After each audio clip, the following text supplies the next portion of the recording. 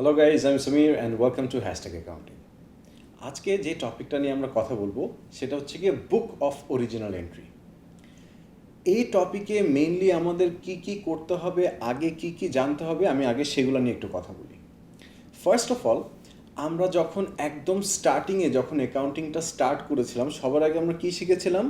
Journal entry শিখেছিলাম। যে journal entry কীভাবে করে করতে হয় সেটা নিয়ে আমরা কিন্তু সবার আগে ডিসকাস করেছিলাম। সো একদম স্টার্টিংয়ের দিকে আমরা যখন জার্নাল এন্ট্রি করতাম, তোমরা যদি একটু খেয়াল করে দেখো, আমরা কি করতাম, একটা জার্নাল রাখতাম আর সব ট্রানজ্যাকশন ওই একটা জার্নালের মধ্যেই এন্টার করে দিতাম। আর এখন এই চ্যাপ্টারে এসে আমরা শিখব যে অ্যাকচুয়ালি আমাদের জার্নাল একটা না, আমাদের 7টা জার্নাল হয়। দের আর 7 টাইপস অফ জার্নাল। আর কোন জার্নালে কোন টাইপ অফ ট্রানজ্যাকশন এন্টার করতে হবে সেটা আমরা সবার আগে শিখবো এই চ্যাপ্টারে, যে কোন টাইপ অফ ট্রানজ্যাকশন আমি কোন জার্নালে এন্টার করব। সো ফার্স্ট অফ অল, আমি যেটা বললাম যে দের আর 7 টাইপস অফ জার্নাল। এই যে জার্নাল বলছি, এই জার্নালটার কিন্তু আরও অনেকগুলো নাম আছে এবং সব নামগুলোই কিন্তু তোমাদের জানতে হবে। জার্নালকে অনেক সময় সাবসিডিয়ারি বুকস বলা হয়, জার্নালকে অনেক সময় বুক অফ ফার্স্ট এন্ট্রি বলা হয়, বুক অফ প্রাইমারি এন্ট্রি বলা হয়, বুক অফ অরিজিনাল এন্ট্রি বলা হয়, এবং এটাকে অনেক সময় ডে বুকও বলা হয়। It's all the same thing. So এই যে আমি 7টা জার্নাল নিয়ে কথা বলছি, what are the 7 types of journal, আর কোন জার্নালে আমি কোন টাইপ অফ ট্রানজ্যাকশন এন্টার করব, আগে সেটা আমি একটু তোমাদেরকে এক্সপ্লেন করে দিই। ফার্স্ট অফ অল, আমাদের যে জার্নালটা থাকে, বা যে জার্নাল বলতে পারি, চাইলে ডে বুক বলতে পারি। সো ফার্স্ট অফ অল, আমাদের যে জার্নালটা থাকে সেটাকে আমরা বলতে পারি সেলস জার্নাল অথবা সেলস ডে বুক। এই সেলস ডে বুকে আমরা কি টাইপের ট্রানজ্যাকশন এন্টার করব? যখনই আমরা ক্রেডিটে গুডস সেল করব তখন আমরা সেলস জার্নালে এন্টার করব। ক্রেডিটে সেল করব মানে বাকিতে সেল করব। সো যখনই আমরা গুডস সেল করব অন ক্রেডিট মানে বাকিতে, ওই টাইপের ট্রানজ্যাকশন আমরা এন্টার করে নিব সেলস জার্নালে। ওকে, চলে আসি আমি নাম্বার 2-তে। নাম্বার 2 হচ্ছে গিয়ে আমাদের পারচেজ জার্নাল, অথবা যেটাকে আমরা পারচেজ ডে বুক বলতে পারি। পারচেজ ডে বুকে আমি কী টাইপের ট্রানজ্যাকশন এন্টার করব? Any transaction which is related to credit purchase, মানে আমি যখনই ক্রেডিটে গুডস পারচেজ করব সেই টাইপের ট্রানজ্যাকশন আমি এন্টার করব পারচেজ ডে বুকে। নাম্বার 3, রিটার্ন ইনওয়ার্ড ডে বুক। এটা তোমরা নাম শুনেই বুঝতে পারছো যে কোন টাইপের ট্রানজ্যাকশন আমরা এখানে এন্টার করব। যখনই গুডস আমাদের কাছে রিটার্ন ইনওয়ার্ড হবে, আমাদের কাছে যখন গুডস চলে আসবে, ফেরত আসবে, এই টাইপের ট্রানজ্যাকশন আমরা এন্টার করব রিটার্ন ইনওয়ার্ড ডে বুকে। অথবা এই রিটার্ন ইনওয়ার্ডকে কিন্তু অনেক সময় সেলস রিটার্নও বলা হয়। It's the same thing. Number 4, আমরা দেখব রিটার্ন আউটওয়ার্ড ডে বুক অথবা রিটার্ন আউটওয়ার্ড জার্নাল। এই জার্নালে আমরা কী টাইপের ট্রানজ্যাকশন এন্টার করব? যখনই আমরা কাউকে গুডস ফেরত দিয়ে দিব সেটা আমরা এন্টার করব রিটার্ন আউটওয়ার্ড ডে বুকে। Number 5, cash book. কী টাইপের ট্রানজ্যাকশন আমি ক্যাশ বুকে এন্টার করব? Any transaction that relates to the cash or bank, মানে যে কোনো ট্রানজ্যাকশন যেটার মধ্যে ক্যাশ অথবা ব্যাঙ্ক থাকবে সে টাইপের ট্রানজ্যাকশন আমরা ক্যাশ বুকে এন্টার করব। নাম্বার 6, পেটি ক্যাশ বুক। কী টাইপের ট্রানজ্যাকশন আমরা পেটি ক্যাশ বুকে এন্টার করি? স্মল ক্যাশ ট্রানজ্যাকশনস, যে কোনো ট্রানজ্যাকশন যেখানে খুব ছোট ছোট ভ্যালু নিয়ে আমরা ডিল করব, স্মল ক্যাশ ট্রানজ্যাকশন, ওই টাইপের ট্রানজ্যাকশন আমরা এন্টার করব পেটি ক্যাশ বুকে। আর লাস্টলি কি আছে? জেনারেল জার্নাল, অথবা যেটাকে আমরা বলি জার্নাল প্রপার। কী টাইপের ট্রানজ্যাকশন আমরা এখানে এন্টার করব? All other transactions. All other transactions বলতে কি বোঝাচ্ছি আমি? অল আদার ট্রানজ্যাকশনস বলতে আমি বোঝাচ্ছি যে যেই ট্রানজ্যাকশনগুলো প্রথম 6টা জার্নালে যাবে না সেই টাইপের ট্রানজ্যাকশনগুলো চলে আসবে জেনারেল জার্নালে। It's as simple as that. তাহলে এই পুরো পার্টটা থেকে সবার আগে যেটা তোমাদের বুঝতে হবে এবং মনে রাখতে হবে সেটা হচ্ছে কি কোন টাইপের ট্রানজ্যাকশন আমরা কোন জায়গায় এন্টার করব সেটা আমাদের বুঝতে হবে। ওকে, চলে আসি আমি। আচ্ছা, নেক্সট পার্টে আসার আগে আমি একটা কাজ করি। আমি কিছু ট্রানজ্যাকশনস কয়েকটা ট্রানজ্যাকশনস তোমাদের সামনে প্লেস করি, তোমরা একটু ডিসাইড করো যে কোন ট্রানজ্যাকশনটা কোন ডে বুকে বা কোন জার্নালে এন্টার করা উচিত। ঠিক আছে, কয়েকটা এক্সাম্পল দিচ্ছি আমি। Number 1, bought goods on credit from A. Johnson। এটা কোথায় এন্টার করা উচিত? bought goods on credit, বাকিতে কিনেছি, তাহলে কোথায় এন্টার করব? পারচেজ ডে বুক। যদি আমি বলতাম bought goods paying by cash, তাহলে কোথায় চলে যেত? ক্যাশ বুকে। কারণ আমি যে কি বলেছি, any transaction that relates two cash or bank, সেটা চলে যাবে ক্যাশ বুকে।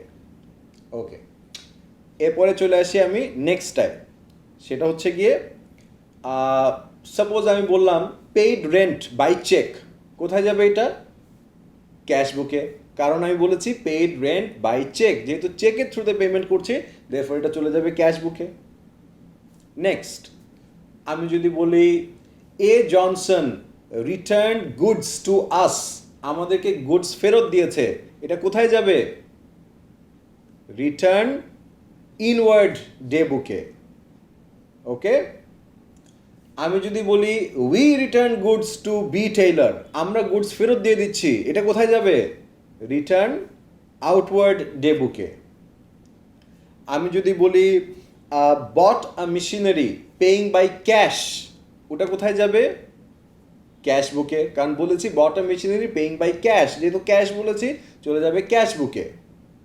এবার আমি যদি বলি যে bought a machinery on credit from B Taylor, এবার মেশিনারি কিনছি অন ক্রেডিট, এবার কোথায় যাবে এটা? পারচেজ ডে বুকে?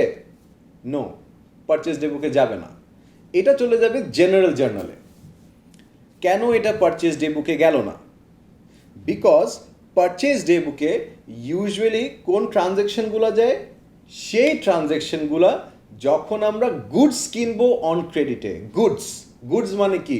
গুডস মানে হচ্ছে গিয়ে স্টক। স্টক মানে কি? স্টক মানে হচ্ছে গিয়ে আমরা যে জিনিসটার বিজনেস করছি ওই জিনিসটাকে আমরা বলি স্টক। সো আমার যদি কোয়েশ্চেনে যদি আমি বলতাম যে বট গুডস অন ক্রেডিট বা বট স্টক অন ক্রেডিট, তাহলে তুমি বলতাম পারচেজ ডে বুক। বাট এখানে আমি গুডস বলি নাই, আমি স্পেসিফাই করেছি অ্যাসেটের নাম। কি বলেছি? বট মেশিনারি অন ক্রেডিট। সো এটা কিন্তু পারচেজ ডে বুকে যাবে না। যেহেতু পারচেজ ডে বুকে যাবে না, আর বাকি 6টায় কি যাচ্ছে? এই সেলস ডে বুকে যাবে? No. Return in, return out? No. Cash book? No. তাহলে কোথায় যাবে? What is the only other option? General journal. ঠিক আছে, আমি যদি বলি write off bad debts pound 200, কোথায় যাবে এটা? প্রথম 6টায় কি যাবে? নো। তাহলে কোথায় যাবে? General journal. ক্লিয়ার? আমি যদি বলি পেইড পাউন্ড 10 ফর স্ট্যাম্পস, স্ট্যাম্পসের জন্য মাত্র 10 টাকা দিলাম, it's a small cash transaction, তাহলে কোথায় যাবে? পেটি ক্যাশ বুক। ক্লিয়ার? বুঝতে পেরেছি কোন টাইপের ট্রানজ্যাকশন কোন ডে বুকে এন্টার করতে হয়। ওকে, এই জিনিসটা বোঝা হয়ে গেলে নেক্সট আমি এখন যে জিনিসটা তোমাদেরকে এক্সপ্লেন করব সেটা হচ্ছে গিয়ে অরিজিনাল ডকুমেন্টস, অথবা যে জিনিসটাকে সোর্স ডকুমেন্ট অথবা প্রুফ ডকুমেন্ট বলা হয়। এই প্রুফ ডকুমেন্ট জিনিসটা কি? Proof document simply means a document which acts as a proof that the transaction has taken place. তুমি যখন একটা দোকানে যাও এবং দোকানে যাওয়ার পর তুমি যখন একটা কিছু কিনো, কেনার জন্য যখন একটা পেমেন্ট করো, হোয়াট ইজ দ্য প্রুফ যে তুমি পেমেন্ট করেছো? The receipt is the proof যে তুমি পেমেন্ট করেছো, রাইট? সো এই রিসিটটাও কিন্তু is part of a proof document. বুঝতে পেরেছি প্রুফ ডকুমেন্ট কথাটার মানে কি? আচ্ছা, তাহলে এখন একটা একটা করে আমরা কয়েকটা প্রুফ ডকুমেন্টস দেখব এবং কোন ট্রানজ্যাকশনের জন্য কি টাইপ অফ প্রুফ ডকুমেন্ট বা সোর্স ডকুমেন্ট আমাদের লাগে সেই জিনিসগুলো এখন ভালো মতো বুঝে নিব।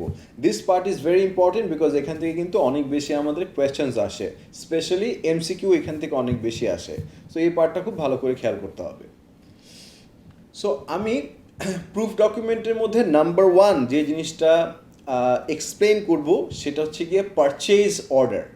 এই পারচেজ অর্ডার জিনিসটা কি আগে সেটা একটু এক্সপ্লেন করি। সাপোজ আমি বললাম যে আমার একটা কোম্পানি আছে যেটার নাম হচ্ছে গিয়ে দ্য কোচ। এখন আমার কোম্পানিতে মনে করো আমি বললাম যে আমি অনেক কিছু সেল করি, এর মধ্যে I also sell Coke.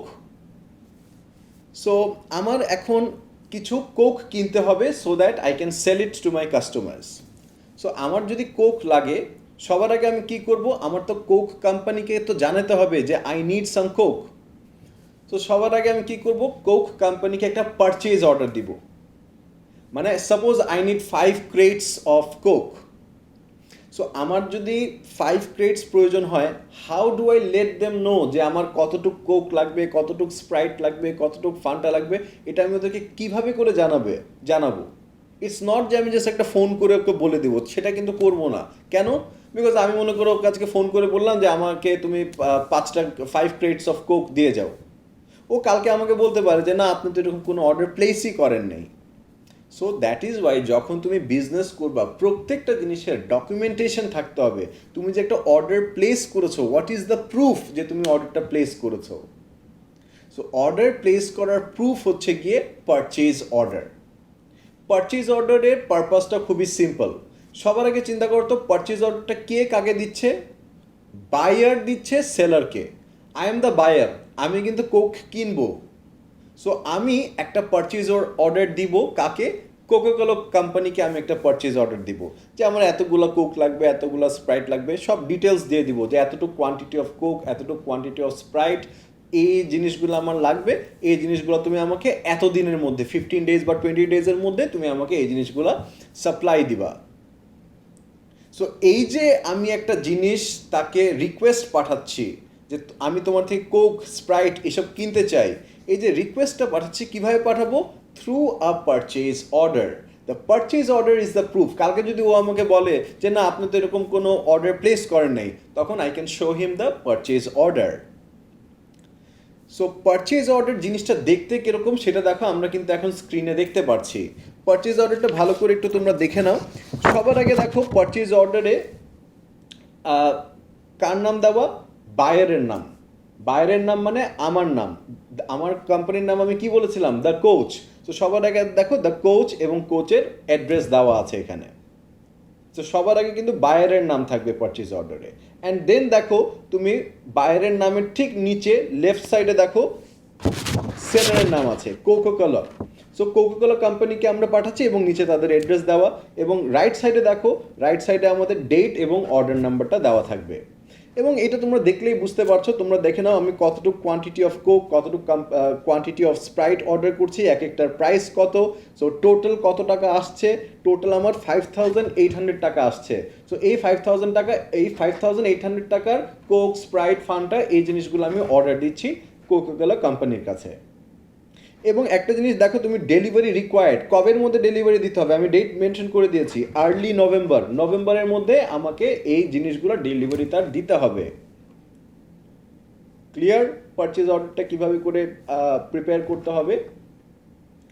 Okay, so once I give the purchase order, এরপরে কি হবে? কোকাকোলা কোম্পানি এই জিনিসগুলো রেডি করবে, রেডি করে সে আমার দোকানে এসে বা আমার অফিসে এসে এই জিনিসগুলো সাপ্লাই দিয়ে যাবে। তাহলে চিন্তা করো নেক্সট কি হলো। নেক্সট কোকাকোলা কোম্পানি আমার অফিসে আসলো, আমার অফিসে এসে এই কোক, স্প্রাইট এগুলো সাপ্লাই দিল, এবং ও যে আমাকে গুডসগুলো সেল করতেছে, এই গুডসগুলো কিন্তু আমাকে অন ক্রেডিট মানে বাকিতে সেল করতেছে। আমি কিন্তু এখনও ওকে এটার জন্য কোনো টাকা দেই নাই, আমি গুডসগুলো কিনছি বাকিতে। তো এই যে আমি বাকিতে গুডসগুলো কিনলাম, অথবা এই যে বাকিতে ও আমাকে গুডসগুলো সেল করলো, এটার জন্য নিশ্চয় একটা প্রুফ ডকুমেন্ট থাকতে হবে। সেই প্রুফ ডকুমেন্টটাকে আমরা বলি ইনভয়েস। ইনভয়েস দুই ধরনের হয়, একটা হচ্ছে গিয়ে সেলস ইনভয়েস, আর একটা হচ্ছে গিয়ে পারচেজ ইনভয়েস। আচ্ছা, সবার আগে যে জিনিসটা মাথায় ঢুকায় নাও সেটা হচ্ছে গিয়ে ইনভয়েসটা কে প্রিপেয়ার করবে এবং কাকে দিবে। ইনভয়েসটা প্রিপেয়ার করবে সেলার এবং দিবে কাকে? বায়ারকে। Common sense. তুমি যখন একটা দোকানে কিছু কিনতে যাও, তুমি কি সাথে করে ইনভয়েস নিয়ে যাও? অবশ্যই না। তুমি দোকানে যাও, একটা জিনিস কিনো, যে সেলার, যে বিক্রি করছে, সে তোমাকে ইনভয়েস দিবে। So the invoice is issued by the seller and given to the buyer. আমরা এখানে সামনে একটা সেলস ইনভয়েসের একটা ছবি দেখতে পাচ্ছি। সেলস ইনভয়েসের মধ্যে দেখো এখানে কে দিচ্ছে, এটা কে প্রিপেয়ার করেছে, কোকোকোলা কোম্পানি। সো সবার উপরে কোকোকোলা কোম্পানির নাম দেওয়া। নিচে লেফট সাইডে দেখো কার নাম আছে, দ্য কোচ, মানে বায়ারের নাম দেওয়া। ডান দিকে অর্ডার নাম্বার ইনভয়েস নাম্বার এবং ডেটটা দেওয়া আছে, যে কোন ডেটে ও আমাকে কোকটা সাপ্লাই দিচ্ছে এবং কতটুক সাপ্লাই করছে, তার জন্য আমার ওকে কত টাকা দিতে হবে, এই সবগুলা জিনিস দেখো সেলস ইনভয়েসে লেখা আছে। আর একদম নিচে দেখো কি লেখা, টার্মস হচ্ছে গিয়ে 30 days। তার মানে এই যে ও আমাকে কোকগুলা বিক্রি করলো, এটার জন্য টাকা আমার তাকে দিয়ে দিতে হবে উইদিন এই যে কোকগুলো সে আমাকে বিক্রি করলো, এটার জন্য আমার তাকে টাকা দিয়ে দিতে হবে উইদিন 30 days। ক্লিয়ার? সো যখন দোকানদার আমাকে একটা জিনিস সেল করতেছে, সে আমাকে একটা ইনভয়েস দিচ্ছে। ইনভয়েসের দুইটা কপি থাকে, একটা কপি সে আমাকে দিয়ে দিবে আর একটা কপি সে তার নিজের কাছে রাখবে। আমাকে যে কপিটা দিচ্ছে সেটা আমার পয়েন্ট অফ ভিউ থেকে সেটা কিন্তু পারচেজ ইনভয়েস, কারণ আমি কোকটা পারচেজ করেছি।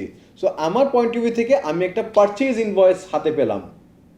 আর কোকোকোলার পয়েন্ট অফ ভিউ থেকে সে আমাকে কি দিয়েছে, সেলস ইনভয়েস, কারণ সে তো গুডস সেল করেছে। তাহলে তার পয়েন্ট অফ ভিউ থেকে ইট ইজ সেলস ইনভয়েস, আর আমার পয়েন্ট অফ ভিউ থেকে it is purchase invoice. So sales invoice is basically associated with credit sales. কেউ যখন গুডস ক্রেডিটে সেল করে সে সেলস ইনভয়েস দেয়। আর purchase invoice is associated with credit purchase. কেউ যখন অন ক্রেডিট গুডস পারচেজ করে সে একটা পারচেজ ইনভয়েস রিসিভ করে। ক্লিয়ার? বোঝাতে পেরেছি? আচ্ছা, এখানে আরেকটা জিনিস একটু খেয়াল রাখতে হবে, সেটা হচ্ছে কি এই যে সেলস ইনভয়েসটা আছে, এই সেলস ইনভয়েসটাকে আমরা অনেক সময় ইনভয়েস ইস্যুড বলি, কারণ যে সেল করছে সে ইনভয়েসটা ইস্যু করে দিচ্ছে। আর যে পারচেজ করছে, মানে আমার কথা বলছি, দ্য কোচ, আমরা কিন্তু কোকটা পারচেজ করছি। সো আমরা কিন্তু ইনভয়েসটাকে রিসিভ করব। সো যদি আমি কোনো সময় বলি যে ইনভয়েস রিসিভড, তখন তুমি বুঝে নিবে যে তার মানে ইট ইজ পারচেজ ইনভয়েস। আর আমি যদি বলি ইনভয়েস ইস্যুড, মানে আমি ইস্যু করলাম, তখন তুমি বুঝবা যে that is sales invoice. Clear? Okay, moving on. ইনভয়েসের পরে নেক্সট আছে আমার নাম্বার 3, যেটা পেইং ইন স্লিপ। এই পেইং ইন স্লিপ জিনিসটা কি সেটা একটু এক্সপ্লেন করি। পেইং ইন স্লিপ হচ্ছে গিয়ে যখন আমরা ব্যাংকে টাকা জমা দেই। মনে করো সাপোজ আমার কাছে এখন 10,000 টাকা আছে, আমি ভাবলাম যে এই 10,000 টাকাটা নিয়ে আমি ব্যাংকে রেখে দিই। যখন আমি এই টাকাটা নিয়ে ব্যাংকে রেখে দিব, এই যে ব্যাংকে যে 10,000 টাকা জমা দিলাম, এই যে ব্যাংকে আমি 10,000 টাকা ডিপোজিট করলাম, হোয়াট ইজ দ্য প্রুফ আমি টাকা ডিপোজিট করেছি? কালকে তো ব্যাংক আমাকে বলতেই পারে যে না, আপনি কোনো টাকা ডিপোজিট করেন নাই।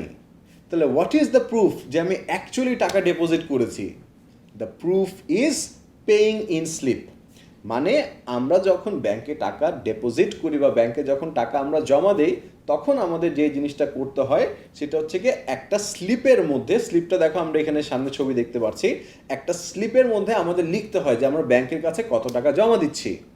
অ্যান্ড দেন ব্যাংক যখন আমার থেকে টাকাটা নিয়ে নিবে, ব্যাংক কি করবে, এই স্লিপের মধ্যে একটা সিল মেরে দিবে যে পেমেন্ট রিসিভড। সো কালকে বা 1 মাস পরে ব্যাংক যদি আমাকে বলে যে না, আপনি অ্যাকাউন্টে এরকম 10,000 টাকা জমা দেন নাই, হোয়াট ইজ দ্য প্রুফ যে আমি টাকা জমা দিয়েছি? I will show this slip to the bank, যে এই দেখেন দিস ইজ দ্য স্লিপ, আমি 10,000 টাকা জমা দিয়েছি, এখানে লেখা আছে পেমেন্ট রিসিভড, আপনাদের সিল আছে, আপনাদের সাইন আছে। তো দ্যাট ইজ দ্য প্রুফ যে আমি ব্যাংকে টাকা ডিপোজিট করেছি।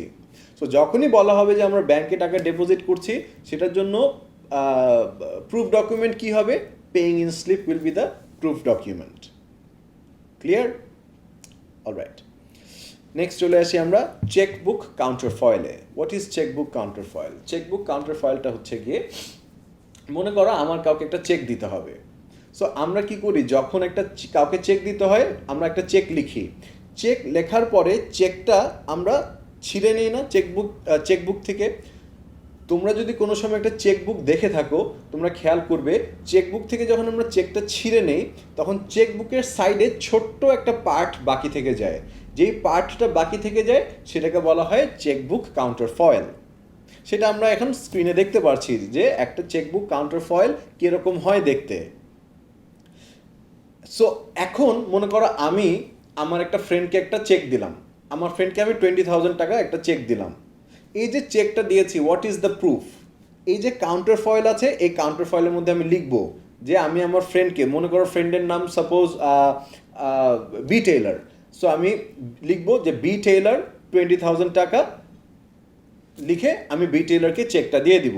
এবং বি টেইলার যখন আমার কাছ থেকে চেক নিবে, আমি তাকে বলবো যে এই কাউন্টার ফয়েলের মধ্যে তুমি একটা সাইন করে দাও, তাহলে একটা প্রুফ থাকবে যে আমি যে ওকে চেকটা দিয়েছি।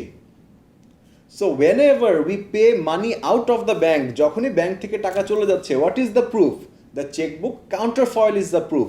ওই কাউন্টার ফয়েলটা দেখলে আমরা বুঝতে পারবো যে আমাদের ব্যাংক থেকে টাকা চলে গিয়েছে।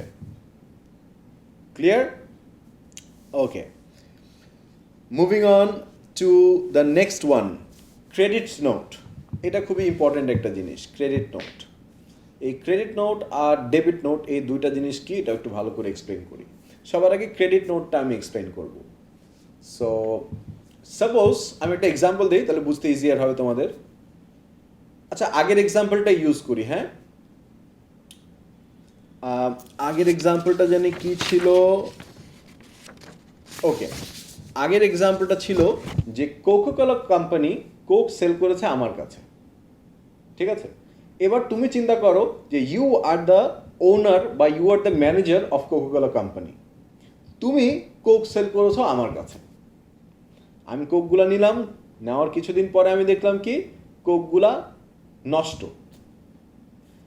তাহলে ন্যাচারালি কোকগুলা যদি আমি দেখি নষ্ট, কোকগুলাকে আমি আমার কাছে রেখে দেবো না তোমাকে ফেরত দেবো? ন্যাচারালি আমি তোমাকে ফেরত দেব।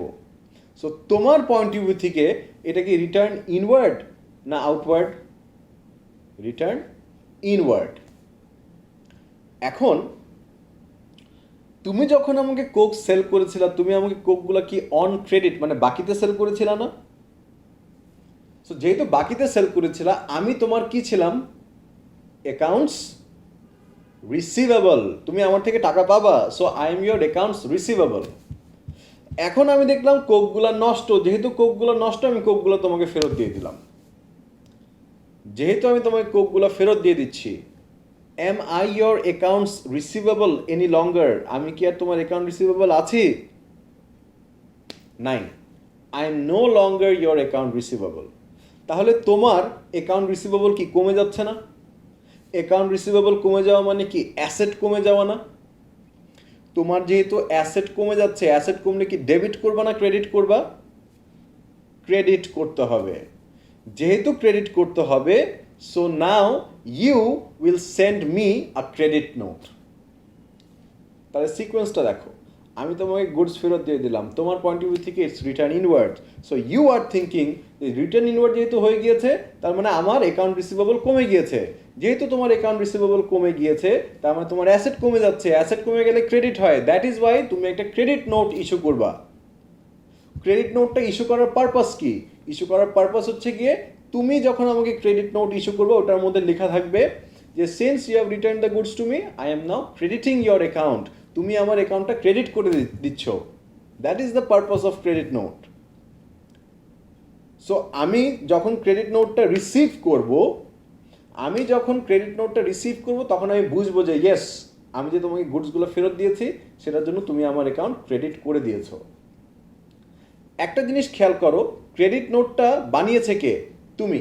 দেখো সামনে আমরা কিন্তু এখানে একটা ক্রেডিট নোট দেখতে পাচ্ছি। সো ক্রেডিট নোটটা বানিয়েছে কে?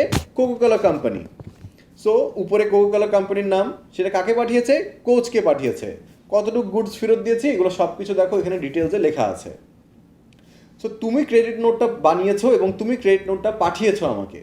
সো তোমার পয়েন্ট অফ ভিউ থেকে তুমি কিন্তু ক্রেডিট নোটটা ইস্যু করেছো।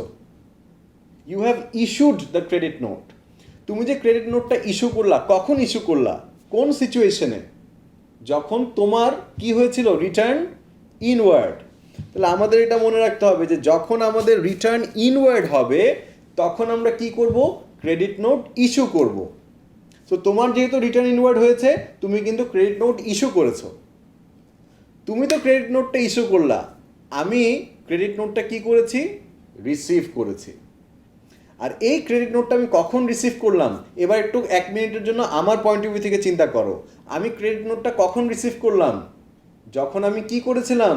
রিটার্ন আউটওয়ার্ড, আমি কিন্তু রিটার্ন আউট করেছি, আমি কিন্তু কোকগুলো তোমাকে ফেরত দিয়ে দিয়েছি। সো আমি যখন রিটার্ন আউটওয়ার্ড করব তখন আমি একটা ক্রেডিট নোট রিসিভ করব। আর তোমার পয়েন্ট অফ ভিউ থেকে তুমি যেহেতু রিটার্ন ইনওয়ার্ড হয়েছিল, তো তুমি ক্রেডিট নোট ইস্যু করবা। তাহলে এটা মনে রাখতে হবে যে যখন আমরা ক্রেডিট নোট ইস্যু করি দ্যাট মিনস রিটার্ন ইনওয়ার্ড হচ্ছে, আর আমরা যখন ক্রেডিট নোট রিসিভ করি দ্যাট মিনস রিটার্ন আউটওয়ার্ড হচ্ছে।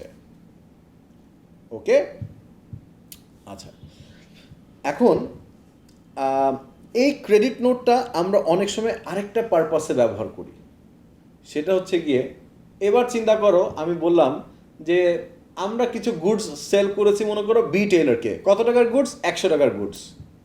সো আমি ওকে 100 টাকার গুডস সেল করেছি on credit, so I am suppose to give him a sales invoice. So sales ইনভয়েসে আমি 100 টাকা না লিখে ভুলে 120 টাকা লিখে দিয়েছি, 120। তাহলে আমি আমার কাস্টমারকে ওভারচার্জ করেছি না? He is suppose two B my accounts receivable, কারণ ওকে আমি গুডস সেল করেছিলাম on credit, so he is suppose two B my account receivable worth 100 টাকা। বাট আমি ওকে 120 টাকার নোট 120 টাকার সেলস ইনভয়েস দিয়েছি। সো ইনস্টেড অফ 100 টাকা অ্যাকাউন্ট রিসিভেবল, আমি ভুল করে অ্যাকাউন্ট রিসিভেবল 120 টাকার বানিয়ে নিয়েছি, মানে বেশি বানিয়ে নিয়েছি অ্যাকাউন্ট রিসিভেবল। তাহলে এখন when I come to know of the error, আমার কি অ্যাকাউন্ট রিসিভেবলটা কি কমাতে হবে না? অ্যাকাউন্ট রিসিভেবল কমায় দেওয়া মানে, অ্যাকাউন্ট রিসিভেবল কমায় দেওয়া মানে অ্যাসেট কমায় দেওয়া, এবং অ্যাসেট কমে গেলে ক্রেডিট হয়। দেরফর এখন আমি কি করব? ওকে একটা ক্রেডিট নোট ইস্যু করে দেব। কত টাকার? 20 টাকার। সো ক্রেডিট নোটটা ইস্যু করলে কি হবে? ও বুঝতে পারবে যে ওকে আমি আগে ওভারচার্জ করেছিলাম, এখন 20 টাকা ওভারচার্জ করেছিলাম, এখন ওই 20 টাকা আবার আমি অ্যাডজাস্ট করে নিচ্ছি by giving him a credit note. So যদি আমরা কোনো সময় আমাদের কোনো কাস্টমারকে ভুল করে ওভারচার্জ করি, সেটার জন্যও কিন্তু আমরা ক্রেডিট নোট ইস্যু করে থাকি। ক্লিয়ার? ওকে, তাহলে ক্রেডিট নোট জিনিসটা কি হোপফুলি আমাদের ক্লিয়ার। ক্রেডিট নোটের পরে নেক্সট আমার কি ছিল? নেক্সট আছে হচ্ছে গিয়ে আমার ডেবিট নোট। ডেবিট নোটটা হচ্ছে গিয়ে ঠিক ক্রেডিট নোটের উল্টা, জাস্ট দ্য অপোজিট। মনে করো আবার ওই সেম এক্সাম্পলটা দিই, তাহলে তোমাদের জন্য বুঝতে ইজিয়ার। তুমি হচ্ছে গিয়ে কোকোকোলা কোম্পানির ম্যানেজার অ্যান্ড আমি হচ্ছে গিয়ে দ্য কোচ। আমি তোমার থেকে কোক পারচেজ করেছিলাম অন ক্রেডিট। এবার চিন্তা করবা আমার পয়েন্ট অফ ভিউ থেকে, হ্যাঁ, এবার আমার পয়েন্ট অফ ভিউ থেকে চিন্তা করবা। আমি কোক পারচেজ করেছি কোকোকোলা কোম্পানি থেকে on credit, so Coca Cola company is my accounts payable, আমার তাদেরকে টাকা দিতে হবে। আমি দেখলাম যে আমি মনে করো সাপোজ কথার কথা 2000 টাকার জিনিস কিনেছিলাম, এখন আমি দেখলাম আউট অফ 2000 টাকা 500 টাকার জিনিস নষ্ট, তাহলে আমি কি ফেরত দিয়ে দিব না? রিটার্ন আউটওয়ার্ড করে দিব না? তো এই যে আমি রিটার্ন আউটওয়ার্ড করে দিলাম, তাহলে কোকোকোলা কোম্পানি এখনও কি আমার অ্যাকাউন্টস পেয়েবল থাকবে? আগের মতোই থাকবে না একটু কমে যাবে? কমে যাবে না? আগে I was suppose to pay Coca Cola company 2000 টাকা, এখন তো আমি 500 টাকার জিনিস ফেরত দিয়ে দিয়েছি, তাহলে কত টাকা পে করব? 1500 টাকা পে করব এখন। তার মানে আমার অ্যাকাউন্টস পেয়েবল কিন্তু কমে যাচ্ছে, 2000 থেকে কমে 1500-এ চলে আসছে। তো এই যে অ্যাকাউন্টস পেয়েবল কমে গেল, অ্যাকাউন্টস পেয়েবল কমে যাওয়া মানে লাইবিলিটি কমে যাওয়া। লাইবিলিটি কমে গেলে কি ডেবিট হয় না? যেহেতু লাইবিলিটি কমে গেলে ডেবিট হয়, দেরফর আমি একটা ডেবিট নোট ইস্যু করব। ডেবিট নোট ইস্যু করার পারপাসটাই হচ্ছে গিয়ে আমি কোকোকোলা কোম্পানিকে জানাচ্ছি যে since I have returned the goods to you, therefore I am debiting your account. কেন তোমার অ্যাকাউন্ট ডেবিট করছি? কারণ you are no longer my accounts payable, accounts payable এখন কমে যাচ্ছে, দ্যাট ইজ ওয়াই আমি তোমাকে একটা ডেবিট নোট ইস্যু করলাম। আমি তো ডেবিট নোট ইস্যু করব, আর কোকোকোলা কোম্পানি এই ডেবিট নোটটা রিসিভ করবে। আমি যে ডেবিট নোটটা ইস্যু করলাম কোন সিচুয়েশনে ইস্যু করেছিলাম? যখন আমি রিটার্ন আউটওয়ার্ড করেছিলাম। তাহলে এইটা মনে রাখতে হবে, আমরা যখন রিটার্ন আউটওয়ার্ড করে দিব তখন আমরা ডেবিট নোট ইস্যু করব। আর ডেবিট নোটটা কে রিসিভ করেছে? কোকোকোলা কোম্পানি রিসিভ করেছে। সো একটা মানুষ ডেবিট নোট কখন রিসিভ করে? যখন তার রিটার্ন ইনওয়ার্ডস হয়। সো কোকাকোলার কোম্পানির পয়েন্ট অফ ভিউ থেকে রিটার্ন ইনওয়ার্ড ছিল, so they have received the debit note. আর আমার পয়েন্ট অফ ভিউ থেকে রিটার্ন আউটওয়ার্ড ছিল, so I have issued the debit note. So কোনো সময় তো যদি তোমাকে আমি বলি যে ডেবিট নোট ইস্যুড, তাহলে তুমি বুঝবা রিটার্ন আউটওয়ার্ড। আমি যদি বলি ডেবিট নোট রিসিভড, তাহলে তুমি বুঝবা রিটার্ন ইনওয়ার্ড। ঠিক আছে? ডেবিট নোটটাও আরেকটা পারপাসে ইউজ করা হয়, সেটা হচ্ছে কি আন্ডার চার্জের পারপাসে। মাঝে মধ্যে মনে করো আমি একটা গুড সেল করলাম সাপোজ 100 টাকার, বাট আমি ভুল করে আমার কাস্টমারকে 100 টাকা চার্জ না করে 80 টাকা চার্জ করলাম। সো এখন when I come to know of the error, আমার অ্যাকাউন্ট রিসিভেবল কি বাড়াইতে হবে না? কারণ আমার 100 টাকা না দিয়ে আমি ভুল করে 80 টাকা দিয়েছিলাম। সো এখন আমি অ্যাকাউন্ট রিসিভেবল বাড়াইতে হবে 20 টাকা। সো আমি যদি অ্যাকাউন্ট রিসিভেবল 20 টাকা বাড়াই, আমার অ্যাসেট বেড়ে যাবে, অ্যাসেট বাড়লে ডেবিট হয়, দ্যাট ইজ ওয়াই আমি ওকে একটা ডেবিট নোট পাঠাবো। সো আমরা যদি কোনো সময় কাউকে আন্ডার চার্জ করি, সেটার জন্য আমরা একটা ডেবিট নোট ইস্যু করি। ক্লিয়ার? ওকে, এবারে চলে আসি নাম্বার 7-এ, receipt. What is a receipt? খুবই সিম্পল। আমরা যখন কোনো জায়গায় পেমেন্ট করি, কোনো দোকানে হোক বা কোনো যে কোনো জায়গায় হোক, ইন্টারনেট বিল হোক, জিম মেম্বারশিপ হোক, হোয়াট এভার, আমরা যখনই কোনো জায়গায় কোনো পেমেন্ট করি, হোয়াট ইজ দ্য প্রুফ আমরা পেমেন্টটা করেছি? The receipt is the proof যে আমরা পেমেন্টটা করেছি। ঠিক আছে? So receipt is the proof document that payment has been done. চলে আসি নেক্সটটায়, নাম্বার 8, যেটাকে আমরা বলছি এক্সপেন্স ভাউচার, অথবা যেটাকে আমরা বলি ক্যাশ ভাউচার। এটা হচ্ছে গিয়ে একটু আগে আমরা একটা জিনিস নিয়ে কথা বলছিলাম, কি পেটি ক্যাশ বুক নিয়ে, যে ছোট ছোট যখন ক্যাশ ট্রানজ্যাকশন থাকে, ওগুলো আমরা কোথা থেকে করি? পেটি ক্যাশ থেকে টাকাটা খরচ করি। সো এই যে পেটি ক্যাশিয়ার পেটি ক্যাশ বুক থেকে যে টাকাটা খরচ করছে, at the end of the month petty cashier is answerable to someone. Petty cashier is answerable to the owner or to the manager or to the main cashier. So মনে করো পেটি cashier মানে small cashier.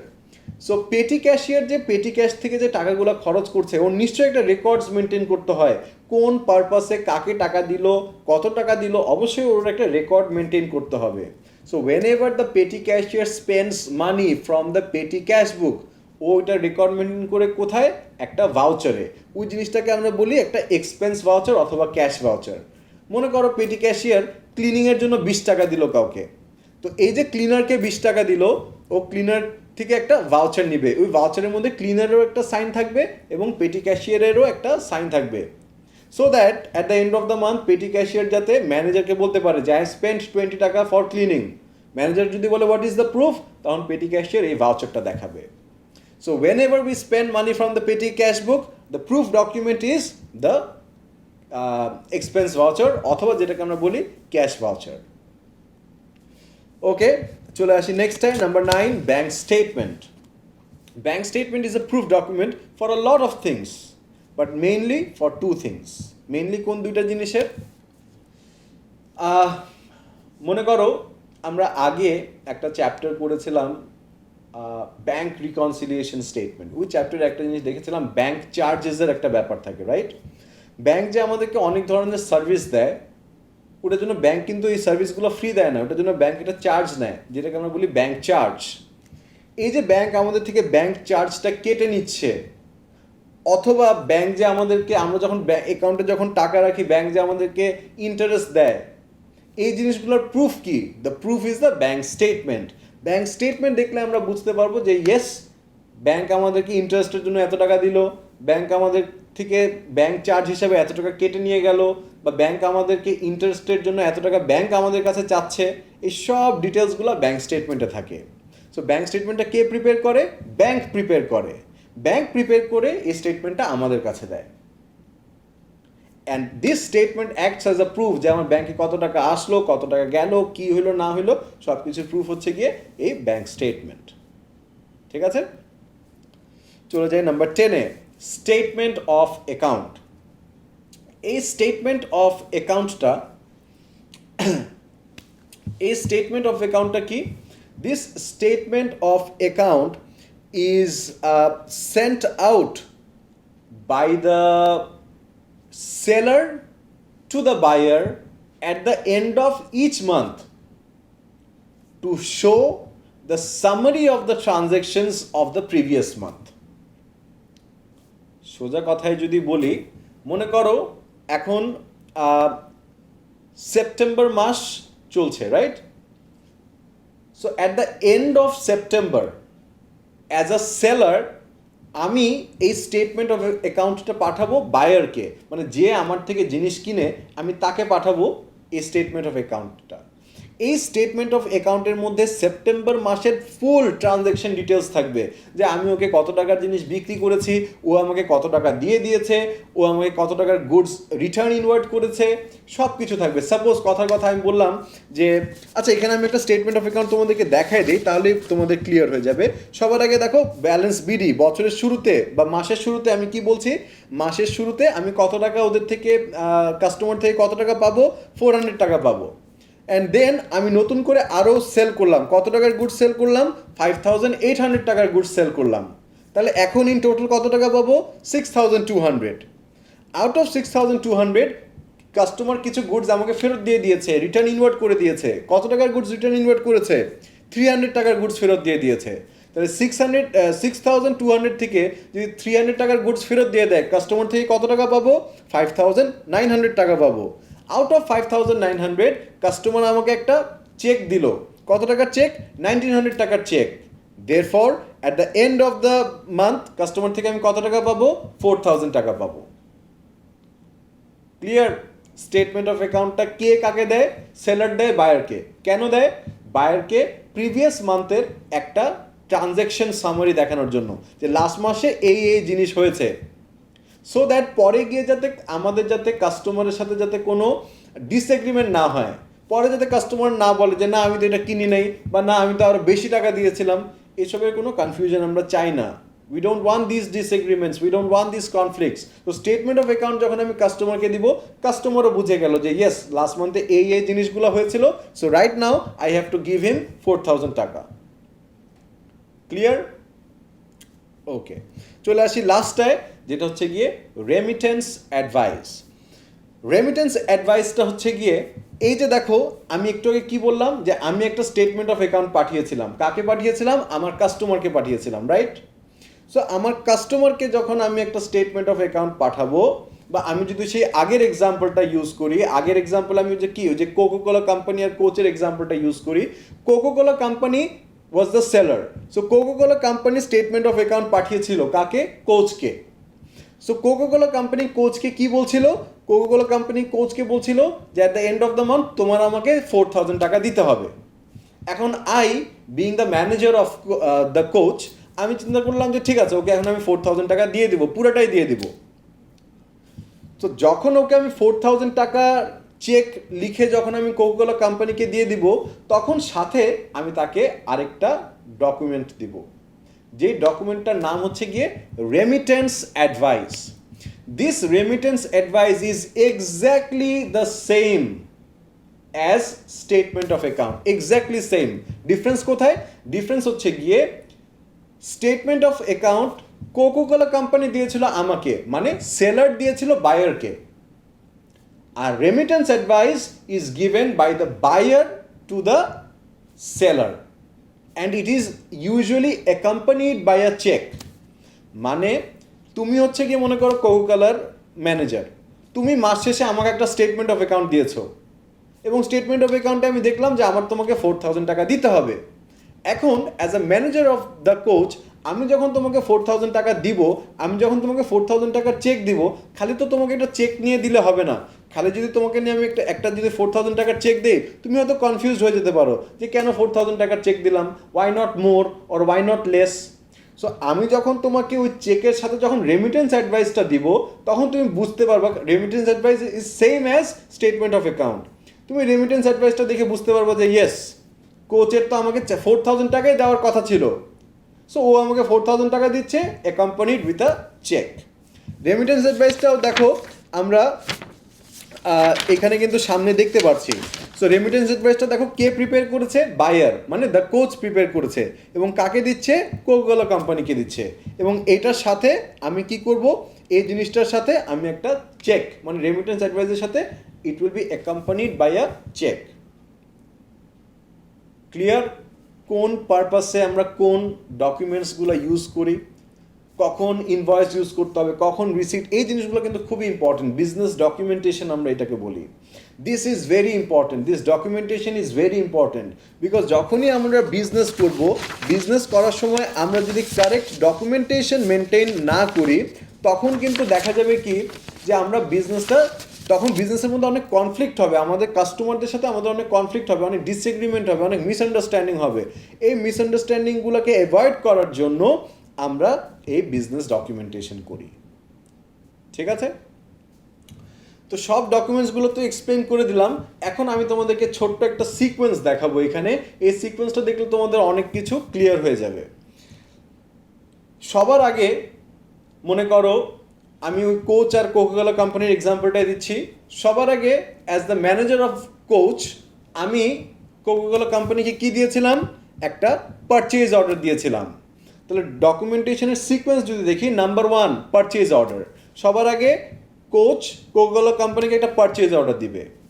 দেন Coca Cola company যখন আমাকে goods supply করবে, সে আমাকে একটা কি দিবে, ইনভয়েস দিবে। ঠিক আছে, সে আমাকে একটা ইনভয়েস দিল। এখন কিছুদিন পরে আমি দেখলাম কয়েকটা কোক নষ্ট, সো আমি ওগুলো ফেরত দিয়ে দিলাম। যখন আমি কোকগুলো ফেরত দিয়ে দেবো কোকাকোলা কোম্পানিকে, তখন কোকাকোলা কোম্পানি আমাকে একটা ক্রেডিট নোট দিবে, কারণ তার পয়েন্ট অফ ভিউ থেকে রিটার্ন ইনওয়ার্ড হয়েছিল, সো সে আমাকে একটা ক্রেডিট নোট ইস্যু করবে। And then at the end of the month Coca Cola company আমাকে একটা স্টেটমেন্ট অফ অ্যাকাউন্ট দিবে। অ্যান্ড দেন আমি যখন পেমেন্ট করব, আমি চেকের সাথে করে কি দিব, একটা রেমিটেন্স অ্যাডভাইস দিব। So this is usually the sequence of business documentation. যখন আমরা বায়ার সেলারের সাথে ট্রানজ্যাকশন করি, জিনিসপত্র বেচা কিনা করি, this is usually the sequence of transaction. এই সিকোয়েন্সটা মনে রাখার চেষ্টা করবে, তাহলে জিনিসগুলো অনেক ইজিলি বুঝতে পারবে। ঠিক আছে, সো এই চ্যাপ্টারে মেইনলি এই নোটসগুলো বা এই থিওরিগুলো আমাদের খুব ভালো করে বুঝতে হবে, যে এখান থেকে আমরা এখন পর্যন্ত কী কী শিখলাম, এটা সামারাইজ করে দেই। প্রথমে শিখেছি 7 টাইপস অফ ডে বুক, কোন টাইপ অফ ট্রানজ্যাকশন কোন ডে বুকে এন্টার করতে হবে আগে সেটা শিখেছি। অ্যান্ড দেন আমরা বিজনেস ডকুমেন্টেশনগুলো শিখে নিলাম। এই জিনিসগুলো খুব ভালো করে জানতে হবে। একটু আগে আমি যেটা বলেছিলাম, বিকজ এটা আমাদের কি বলে, এমসিকিউতে এটা আমাদের অনেক বেশি কাজে লাগবে। ঠিক আছে, আজকে এতটুকুই রাখবো, আজকে আর আগাবো না। সো হোপফুলি আমি সবাইকে সব কিছু এতটুকু পর্যন্ত ক্লিয়ার করতে পেরেছি। আজকে এতটুকুই রাখি। Thank you for watching. Till next time, আল্লাহ হাফিজ।